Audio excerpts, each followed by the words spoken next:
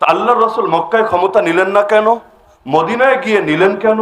মক্কায় অফার দেওয়া হচ্ছে তাও নিলেন না, আর মদিনায় গিয়ে ঠিকই নিলেন। সমস্যা কোথায় ছিল মক্কায়? এটাই হলো মূল বিষয়। মক্কা আর মদিনা, মদিনায় আল্লাহ রসুল যখন ক্ষমতা নিলেন তিনি একক নেতা ছিলেন, যার কোনো শরিক নাই। কিন্তু মক্কায় যদি তিনি ক্ষমতা নিতেন, মক্কায় সেখানে একক নেতৃত্ব প্রতিষ্ঠিত ছিল না, বরং মক্কায় তারা বৈঠক করে, সভা করে সংখ্যাগরিষ্ঠের মতের ভিত্তিতে সিদ্ধান্ত নিত। তো মনে করেন আল্লাহ নবী রাজি হলেন যে ঠিক আছে, আমি তোমাদের পার্লামেন্টের একজন মেম্বার, দারুন নদওয়ার একজন মেম্বার। এখন আল্লাহ নবী গিয়ে বসলেন বৈঠকে। সেই বৈঠকে নবী একা থাকতো না, আবু জাহলও থাকতো, আবু লাহাবও থাকতো, উতবাও থাকতো, আবু সাইবাও থাকতো, ওমর রাদিয়াল্লাহু আনহু ইসলাম গ্রহণের আগের কথা তিনিও থাকতেন, এবং সেই খালিদ বিন ওয়ালিদ বলেন, আবু সুফিয়ান বলেন, সবাই থাকতো। থাকার পর মত জিজ্ঞাসা করা হতো উদাহরণ হিসাবে, চোরের সাজা কি দেওয়া যায় বলো তো? রাসূল বলতেন চোরের সাজা আল্লাহ বলেছেন, আস-সারিকু ওয়াস-সারিকা ফাকতাউ আইদিয়াহুমা, চোর পুরুষ হোক নারী হোক তাদের হাত কেটে দেওয়া হবে যদি অন্তত সর্বনিম্ন 10 দিরহাম পরিমাণ তারা চুরি করে। এটাই ফতোয়া। এবং আল্লাহ জানিয়ে দিয়েছেন চোর পুরুষ আর নারী হাত কাটতে হবে। নবী বলে দিতেন এ কথা। আবু জাহাল বলতো ভাতিজা বিকুল কুল ঠান্ডা মাথায় কাজ করো, এত উগ্র হওয়া যাবে না। চোর চুরি করলে দেখতে হবে দলের লোক না বিরোধী লোক। বিরোধী লোক হলে এখান থেকে না, প্রয়োজনে এখান থেকে কেটে দিবা, ব্যাপার না। আর দলের লোক হলে সালাম দিয়ে ছেড়ে দিবা, এখানে কিছু বলা যাবে না। উতবা আবার বলতো না, এগুলো বেশি উগ্রতা হয়ে যায়, একটু সফট করা যায় না, যে চোরকে 6 মাসের জেল দিয়ে দাও। এভাবে এক একজনে এক এক মত দিত। পরে মাথা গোনা হতো, মাথা গোনা স্পিকার সে জিজ্ঞাসা করতো, জিজ্ঞাসা করে রায় দিত, হা জয়যুক্ত হয়েছে, হা জয়যুক্ত হয়েছে, হা জয়যুক্ত হয়েছে। পরে দেখা যেত কখনো নবী পাস, দেখা যেত কখনো নবী ফেল, কখনো আল্লাহর রায় চূড়ান্ত, কখনো আল্লাহর রায় বাদ দিয়ে মানবের রায় চূড়ান্ত। এটাকে তাওহীদ বলে না শিরিক বলে? আল্লাহ যেটা রায় দিয়েছেন ব্যাস, পৃথিবীর কারো ভালো লাগলেও সেটা চূড়ান্ত, ভালো না লাগলেও চূড়ান্ত। এমনকি আল্লাহ যেটা রায় দিয়েছেন সেখানে কোনো মানুষের কাছে রায় চাওয়াটাও তো শিরিক। যেমন আল্লাহ বলেছেন নামাজ পড়তে হবে, আব্বা ও আব্বা নামাজ পড়বো নাকি, কি বলেন আপনি? যদি বলে হ্যাঁ পড়বি, ঠিক আছে পড়বো। পড়বি না, আল্লাহ আপাতত আমি পারছি না, আমি আর নামাজ পড়বো না। তাহলে রবকে আল্লাহরে মানলো না আব্বারে মানলো? আরে বলেন না, কারে মানলো? আল্লাহ যেটা বিধান দিয়েছেন ব্যাস, সেখানে কোনো স্বাধীনতা থাকবে না। আমার কোরআনে আল্লাহ বলেন ফালা রাব্বিকা লা ইউমিনুন, বান্দা জীবনে ঈমানদার হবে না হাত্তা ইউহাক্কিমুকা ফিমা শাজারা বাইনাহুম। হে রাসূল, যতদিন না নিজেদের বিবাদের ব্যাপারে তোমাকে বিচারক মেনে নেয়, সুম্মা লা ইয়াজিদু ফি আনফুসিহিম হারাজাম মিম্মা কাদাইত, তুমি যেই বিচার করো এই ব্যাপারে অন্তরে কোনো সংকোচ রাখে না, ওয়া ইউসাল্লিমু তাসলিমা, তোমার বিচারের সামনে আত্মসমর্পণ না করে ততদিন পর্যন্ত ঈমানদারি হতে পারবে না। হ্যাঁ, যেখানে আল্লাহ বৈধতা দিয়েছেন এটাও করা যায়, ওটাও করা যায়। এখানে আমাদের আলোচনা হতে পারে এমন করব না অমন করব। যেমন বাংলাদেশে যত আইন আছে মনে করেন বড় একটা অংশই এমন যেখানে আল্লাহ একাধিক অপশন খোলা রেখেছেন। ট্রাফিক আইনের বিভিন্ন বিষয় আছে, আরো বিভিন্ন সেক্টরের বিভিন্ন বিষয় আছে। এখানে বসে বসে আপনারা রায় চূড়ান্ত করেন, সমস্যার ব্যাপার না। কিন্তু আল্লাহ যা হারাম করেছেন তা হারামই থাকবে, আল্লাহ যা হালাল করেছেন তা হালালই থাকবে। আল্লাহ পতিতালয়কে হারাম করেছেন, এখন যতবারই আইন পাস করো না কেন পতিতালয় হারামই থাকবে।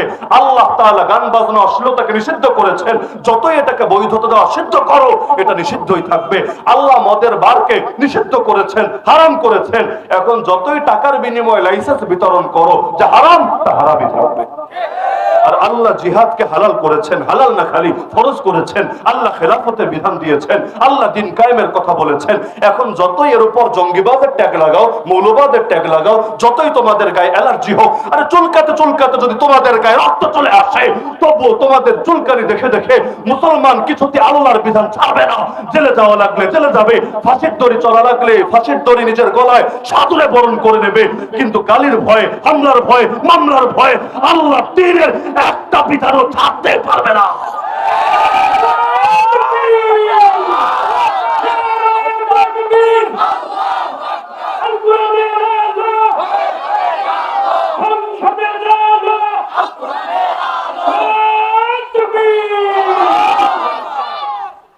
এমনকি আমি একটা বিষয় স্পষ্ট ভাবে বলি, ফতোয়া যদিও অনেকের বদহজম হতে পারে,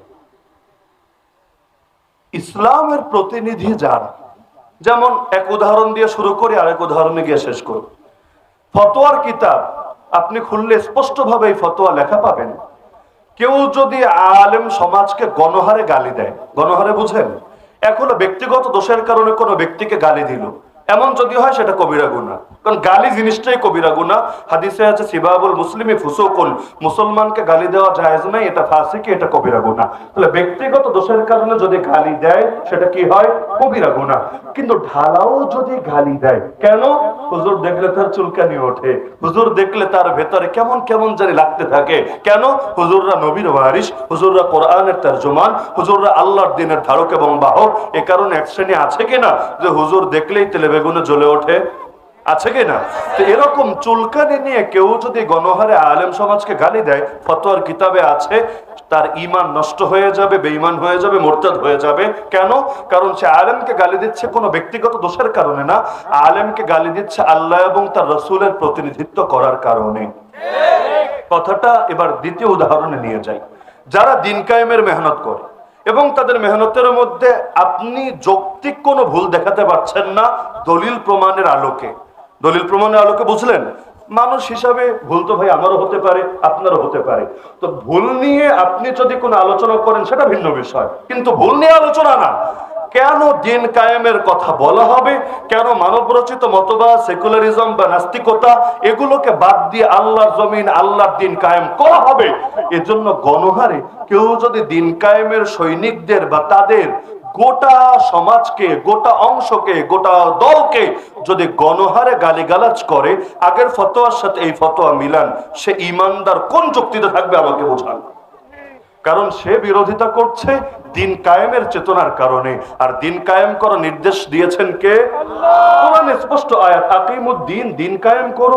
আল্লাহ বললেন দিন কায়েম করো, সেটা আল্লাহর কথার উপর আমল করছে, এজন্য তোমার গা জ্বলছে। তাহলে তোমার ঈমান থাকছে কিভাবে? এই আয়াতের উপর তো তোমার ঈমান বরবাদ হয়ে গিয়েছে। অনেকে আছে কোরআন দিয়ে দলিল দেয়, তবে কোরআন পুরোটা মানে না, আংশিক মানে। যেমন আমি নাম বলবো না, আমাদের এক নেত্রী ছিল বাংলাদেশে, সে দাঁড়িয়ে বলতো সংসদে, লাকুম দীনুকুম ওয়ালিয়া দীন। এটা দিয়ে কি দলিল দিত? ধর্ম যার যার, উৎসব সবার, অথবা ধর্ম নিরপেক্ষতাবাদ। এটাই হলো কোরআনের কথা, এটাই হলো সূরা কাফিরুনের শেষ আয়াতের কথা, লাকুম দীনুকুম ওয়ালিয়া দীন। ভাবটা এমন, পুরো কোরআনে আর কোনো আয়াত নাই, একটা মাত্র আয়াতই আছে, আর সেটা সে মুখস্থ করে দিয়েছে। কেউ কেউ তো শিয়াশিত্বের দলিল দিত। শিয়াশিত্তা পড়েছি, শিয়াশিত্তা আবার কোন হালুয়া?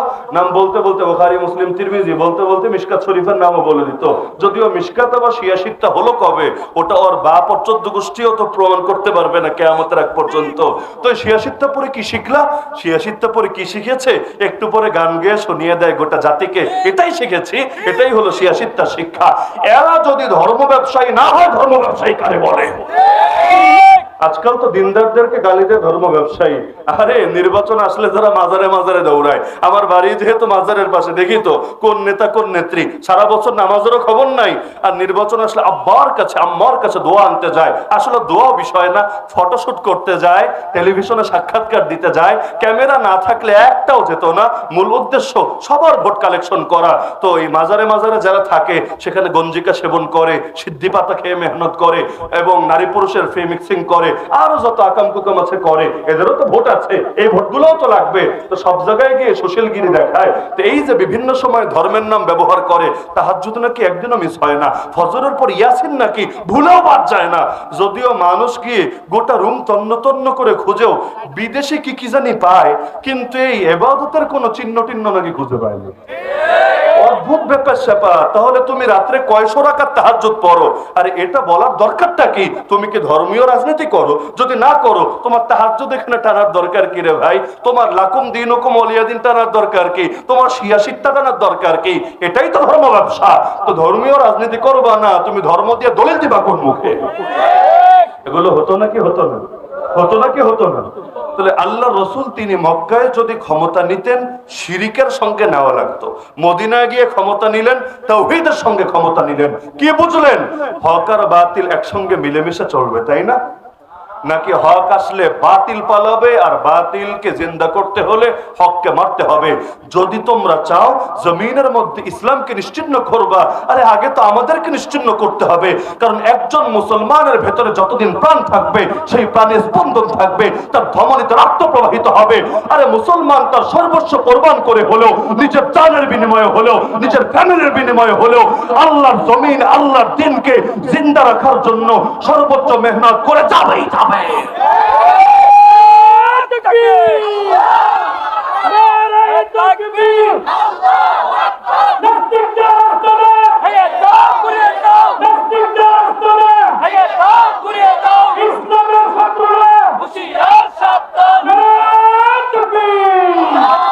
এমনকি হক বাতিলের প্রসঙ্গ যেহেতু এসেছেই, আর মাঝখানে উদাহরণ হিসাবে মাজারের কথা টানা হয়ে গেলই, এজন্য শেষ করার আগে এই বার্তাটাও দিয়ে যায়, যেহেতু মাজার নিয়ে এখন গোটা দেশ না গোটা বিদেশে গরম হয়ে গিয়েছে, আন্তর্জাতিক মিডিয়াগুলোর মাথায়ও আসমান ভেঙে পড়েছে যে বাংলাদেশে সব শেষ, সব শেষ, সব শেষ, সব মৌলবাদী জঙ্গিবাদীদের দখলে চলে গিয়েছে, মাজার পর্যন্ত ভেঙে তছনছ করে দেওয়া হচ্ছে।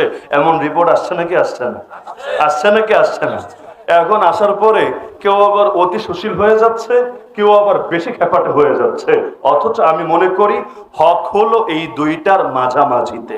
একটু ক্লিয়ার করে বলি যাতে করে বদহজম না হয়, কারণ খাবার না খেলে সমস্যা নাই, সর্বোচ্চ একটু গ্যাস্ট্রিকের ব্যথা করবে, তো খেয়ে যদি হজমে ঝামেলা হয়, বদনা নিয়ে বারবার বারবার বারবার দৌড়াতে দৌড়াতে পরে অনেক সাধনা যাবে। এজন্য একটু বুঝিয়ে না বললে অনেকের ঝামেলা, বুঝাতে চাই একটা, লাস্টে গিয়ে বুঝে আরেকটা, পরে ওইটার দায় আবার চাপাতে চায় আমাদের কাছে। ইতিমধ্যে রাষ্ট্রের কর্ণধারদের মধ্যে কেউ কেউ তো খেপে গিয়েছে আমাদের উপরে, আরে কি বলতে চায়, আমাদের বিরোধিতা করতে চায়। আসলে বিরোধিতা বিষয় না, আমরা হকের ব্যাপারে কারো সঙ্গে আপোষ করতে রাজি না। তুমি হকের পক্ষে থাকো, আমরা তোমার পক্ষে আছি, আর তুমি হকের বিপক্ষে যাবা, তুমি আমার বাপ হলেও তোমার ছাড় দিতে আমি রাজি না।